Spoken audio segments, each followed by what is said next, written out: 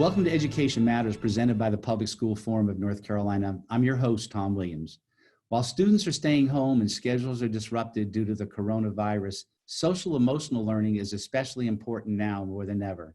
Today, we look at the mental health needs that many kids may be facing at home right now and ways to support social emotional learning from a distance.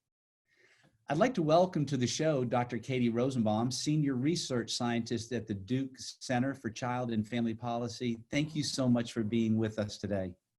Oh, I'm so happy to be here. Thanks for having me. These are certainly unusual times, and we've been hearing a lot from the educational community about the importance of our children's social emotional learning needs during these extended breaks. Absolutely. Can you kind of just give us a brief description or definition of what are we talking about when we say social emotional learning? There's so much wrapped up into that word, isn't there? You know, really, we're learning throughout our entire lives how to recognize our feelings, how to deal with our feelings when they're too big, when they feel overwhelming, how to calm down, and how to get along with each other, right? How to have relationships that are successful. And that's not something that we're born with. It's something that we build in the context of relationships. So that's what we're talking about, that we need to be growing in kids and adults all the way through our lives. Well, with that context, what do you think we should be most aware of at this time regarding students' mental health and social emotional needs? So I think, first of all, we need to be aware that there are children, a lot of children really, that have experienced adversity in the past that is only going to be exacerbated in this moment. So we have kids who may be living in environments that aren't very safe for them right now or stable, have economic struggles, where the adults in the household are really struggling with their own mental health and all of the pressure and stress. And you add to that the fact that right now we all have anxiety caused by knowing that bad things are happening and that we don't have control over them and we don't know what to do about it. So all of that rolled up into one means that right now kids may be, even if you can't see it on the surface, really struggling with some stress, anxiety, and concern about what's coming. So when you think about the context of coronavirus fears and extended school closures, how do you see, or do you see these potentially contributing to student trauma and mental health needs, even a bigger concern than normal? Absolutely. I mean, I think we already know that in North Carolina, in the schools that the Resilience and Learning Project has been working with here in the state, many of them went through the hurricanes in the past few years and had students displaced for months from their schools, from their homes. And the behavioral challenges, the emotional challenges, and the learning challenges that follow that are pretty long-standing. And we know that for at least several months after things resume normality, you know, and kids are back in school, this is still going to be something we're struggling with. Yeah. So what are some thoughts that you have about state and local policymakers, policy leaders, and other educational leaders, that what should they be doing to help ensure that our students' needs are met at this time? Yeah, so, you know, I hear wonderful stories. I see wonderful stories on Facebook of some great ways that teachers and student support staff are reaching out right now. The most important thing we need to be doing is connecting, and not just with, you know, I've got a lesson plan online, but real connection. So teachers who are putting up Facebook videos of themselves saying to your kids, I really miss you guys. I can't wait to see you again. Just those personal touches so that people feel heard. But also districts really need to make sure there are hotlines or services set up so that if kids need to reach out, if they're struggling with this, they know who to talk to. They know that they have a place to go. Very good. And when you think about, you know, we have teachers, but we also have support professionals. What are some of the key roles that those support professionals can play, both in supporting the students, but perhaps also in supporting the teachers? That is absolutely so critical, and supporting themselves. You know, every single person in the pathway has got to be taking care of themselves and their own mental health needs if we're going to be supporting the kids. We can't take care of the kids until we take care of ourselves. You know that kids are absorbing the emotions that we are experiencing. And so, you know, the kids in your environment, if you're feeling anxious, they know that and they're soaking it up too. So we've got to take care of ourselves first. I think that the student support staff can be serving as an ear, providing wellness ideas and self-care ideas, mindfulness practice, structure. There's so many different practices that will help us to cope better as individuals, and then to promote that with our kids. So if you would talk to us, we've got a lot of viewers out there that are parent or caregivers. They've got children at home. They're trying to balance work, or if they're facing unemployment, as a number are. What kind of strategies would you offer to those parents and caregivers during this time?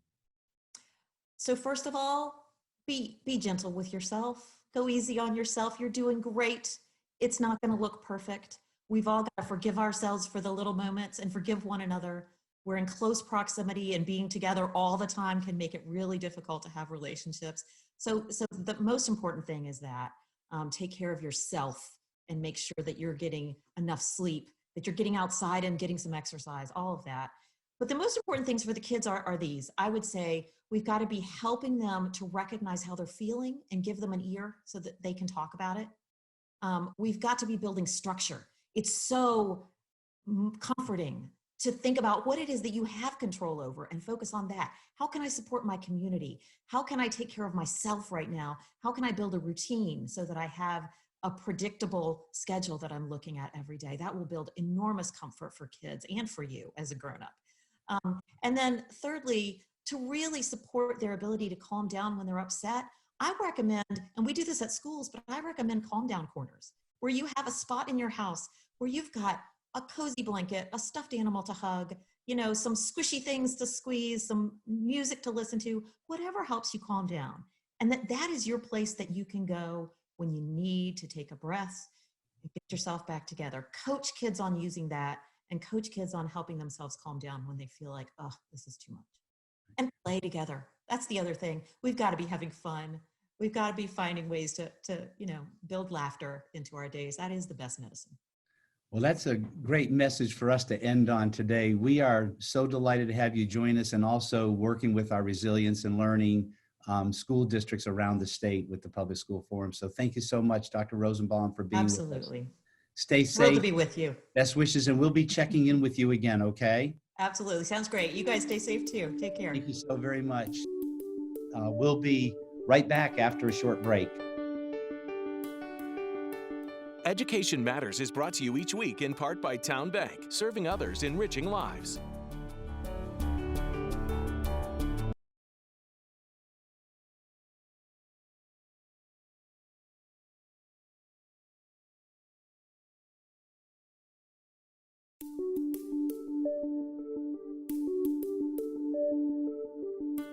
Joining us now is Cynthia Floyd, State Consultant for Student Support Services for School Counseling at the North Carolina Department of Public Instruction. Thank you so much for joining us this morning. Thank you so much for the invitation. It's a pleasure to be with you. First, I hope you and your family and your colleagues are doing well during these unprecedented times. Yeah, so far so good. We're getting very good at virtual meetings and things like that. So yeah, so far so good, and I hope the same for you as well. Doing well. So thank you.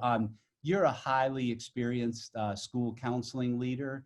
So can you maybe just share with our viewers how you've seen students' social, emotional learning and mental health needs change over the recent years? We are seeing some increases in some of the concerns, both from the reports from school counselors and school social workers and other specialized instructional support, but also in data. Our Specialized Instructional Support in Healthy Schools section at DPI facilitates a youth risk behavior survey. And we are seeing some increases, and they're not huge, but there are steady increases in some concerns like increased sadness, suicidal ideation, and things like that. So we're seeing the needs escalate a little bit. That's kind of the negative side. And we're seeing some, connections to social media and things like that with that. But the technology is helping us right now to reach out to children. And on the more positive side, we're also seeing more and more people recognize the need for social emotional learning. If we had had this conversation years ago, it would have been more about what are school counselors doing, or what are school social workers doing?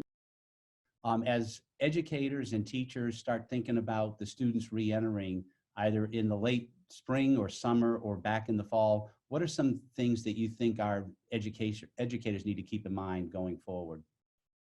I think first and foremost, we're going to need to recognize that students aren't really going to come back quite ready to learn that first day. That it is going to be important to focus on the social and emotional learning needs. It's probably going to be a challenge in that, you know, if we come back before the end of this school year, which we're hoping, that these kids are going to want to be hugging each other. Staff are going to, yeah, everybody's going to want to hug, but we're still going to have a virus out there. So, you know, school's going to need to think about, you know, how are we going to handle that? But they're really going to need to take, yeah, at least that first day, probably more, to really focus on the social emotional learning needs. Maybe just having class discussions. So how's everybody doing? You know, what helped you with this? And you, or, you know, maybe some structured activities that are focused on social emotional learning. And, you know, and I mentioned a moment ago that more and more people are getting aware of the importance of social emotional learning, which means they're also integrating it into other curricular areas. So, you know, as we start getting into the curricular areas, thinking about, you know, how can I integrate social emotional learning in this? If in English language arts, we're doing a writing activity, connect it with social emotional learning. And school counselors are going to truly be thinking about this. So, you know, if administrators or teachers are struggling with how am I going to do this, turn to your school counselors and collaborate with them on, you know, some social emotional learning activities that can be integrated into the classrooms. Right now we have kids at home wondering, where's the next meal going to come from? Or we have some kids wondering, you know, am I going to get to graduate? Yes, we're going to make sure people get to graduate.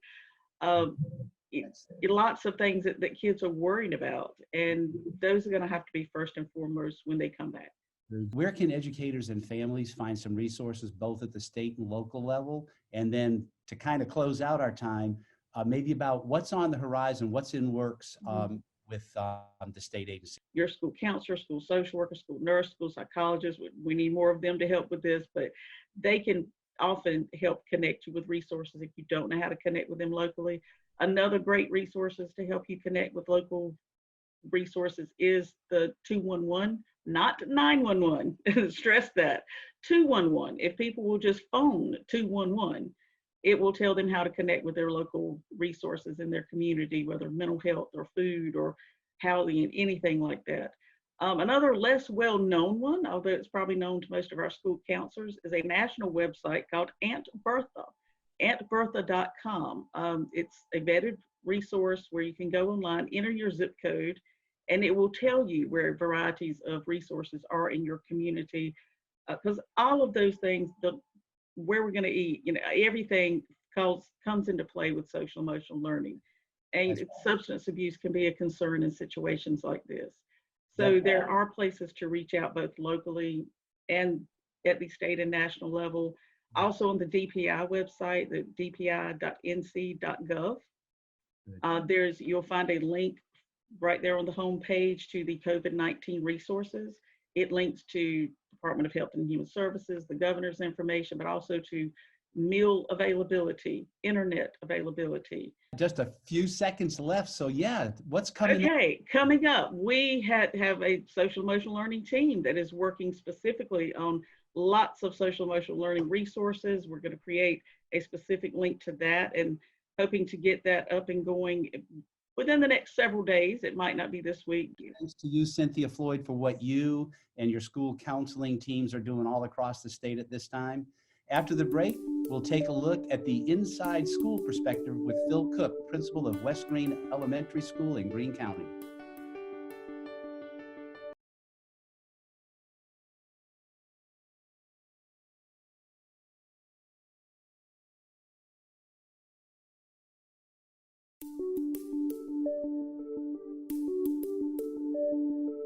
I'd like to welcome to the show Phil Cook, principal of West Greene Elementary School in Greene County, North Carolina. And thank you so much, Mr. Cook, for being with us today. Yes, sir. I'm glad to be here. Thank you for having me.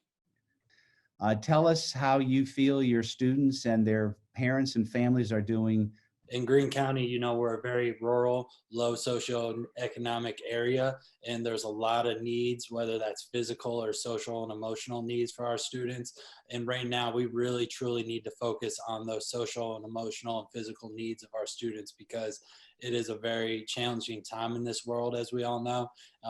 one thing I'd love to give a shout out to is our school, our county, Greene County, spearheaded by Dr. Miller, served over 2,000 lunches and breakfasts yesterday to our students, which was around 70% of our total population. And so I was really pleased to see that we're getting those meals out to our students. Right now, our students, they're struggling because school a lot of times is the safe haven. That's a place where they can come and feel loved and cared for and nurtured. And right now, we're having a hard time as a staff making sure that our students are feeling that way because we don't know what's going on at home. And so we want to make sure that we're reaching out to them, just checking on them, telling them we love them, that we care for them, and that we're here for them if they need anything, because a lot of our students do not have the means technology wise or internet wise that we can be doing remote learning through technology. And so the academic work that we provided is paper, pencil at this time. And I've asked my staff to truly just call students and just check on them, and they're doing a fantastic job. So looking at your students, because you serve students at your school in what, grades 2 through 3? Yes, sir. Right. So you mentioned earlier about the meals. How do parents know about that, and how is that playing out? Where is it being done? So we are really using social media to our benefit. And so you posting on Facebook, Twitter, our school web pages, sending out robocalls or text messages, letting parents know that daily, Monday through Friday from 11 to 1 o'clock, there's a bus or a school set up somewhere within the county that will be serving hot lunches as well as breakfast for the next day. And so as of right now, I believe there's 11 different spots throughout Greene County. We are using church parking lots, we're using fire stations. Talk a little bit about what kind of things you're hearing from parents. Are they asking you for particular things, or are they asking for strategies on things? And how are you trying to support your parents while they have their kids at home for this extended time? Some parents want some more work, some want less work. I worked really hard with my staff and asked them to provide books on our students' reading levels. So in second and third grade, they're supposed to be reading at a 750 Lexile level in third grade. A lot of our students aren't at that level yet. And so we provided guided reading books for our students that differentiated the work. So we weren't asking them to do something that was beyond their capacity. And so our staff did a tremendous job getting those books together. I think a lot of our parents are really just concerned as to what tomorrow is going to bring. And we're trying our best to really bring that joy and positivity to our students through our social media accounts so that they know that we love them and we care about them. Our parents really haven't asked for more work yet. We provided them with 4 weeks of work already. And we have another packet pickup happening in April 20th for weeks 5 through 8. So right now they're in the middle of week 3 and they have more than enough work to get them through this, but we also don't want to overwhelm our parents because as a parent myself, it's a very nerve-wracking time and we want to make sure that these kids, are happy and safe. I know you've got a really diverse student body there. Does that present some challenges to you, and how are you trying to address that? Absolutely. So we are a third Hispanic, Black and white, and we have a very large Hispanic Spanish-speaking population, and we have our packets translated so that our Spanish-speaking parents can still access the material that we're sending out. We do have 4 Los Puentes classrooms that are dual language programs where they're learning half in English and half in Spanish throughout the day. Those packets are being done in Spanish and English. We have a countywide translator who I utilize all the time to send out messages to parents, translate notes and letters that we send out. For example, after our first parent pickup, we had around 80% of our students pick up their packet that night, which to me was extremely a positive moment because we have a very low socioeconomic group of families living in Greene County that don't have the transportation needs. And so 80% of them coming out and getting those packets was amazing. That night, our countywide translator and myself did a video to parents that we shared with them, letting them know we just thank them so much for coming out tonight, and this is how they could utilize those packets moving forward. That's great, Mr. Cook. And What we'd like to do, if you don't mind, is we'd like to check back in with you with a couple of weeks and just see how things are going and what kinds of lessons have been learned and what kind of successes you're seeing, okay? Absolutely, we'd be glad to do that. We'll be right back after a short break.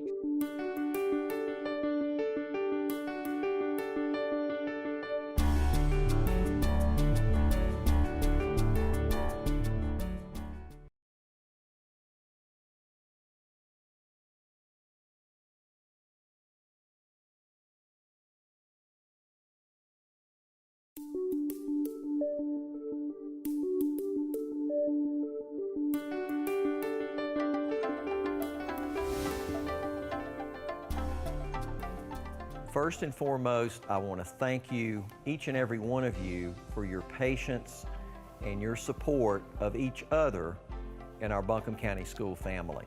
I'm standing in the middle of our Family Resource Center. Shannon Boyd and her team are delivering meals and providing supply kits to over 100 homeless and high at-risk population families across Buncombe County. Last week, Lisa Payne and her child nutrition staff that were supported by many of you prepared and delivered over 50,000 meals at 12 of our school campuses. And those were delivered by over 50 of our yellow school buses to families across Buncombe County. This is an essential function during these times of crisis. You are also an essential part of us making this happen for our students and our families. I want to close by saying stay safe and continue to follow the recommendations of our public health experts. Once again, thank you for your patience and support of each other through these difficult times.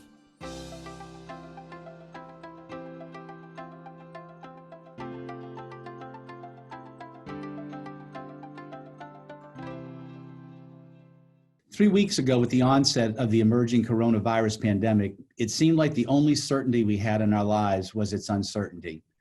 Now, with our schools being closed for at least another 6 weeks through May 15th, more certainty has become embedded in our daily lives as we learn how to cope with and reduce the risk caused by this invisible and unprecedented health threat. Governor Cooper's statewide stay-at-home executive order issued this week is intended to further flatten the curve as this pandemic moves across the globe and throughout our nation and state, and to allow us to minimize its life-threatening impact to our families and our communities. I don't envy our state and local leaders who continue to work tirelessly to balance their responsibilities for protecting the long-term public health of our state citizenry, while also trying to maintain the operation of essential services and businesses as much as possible.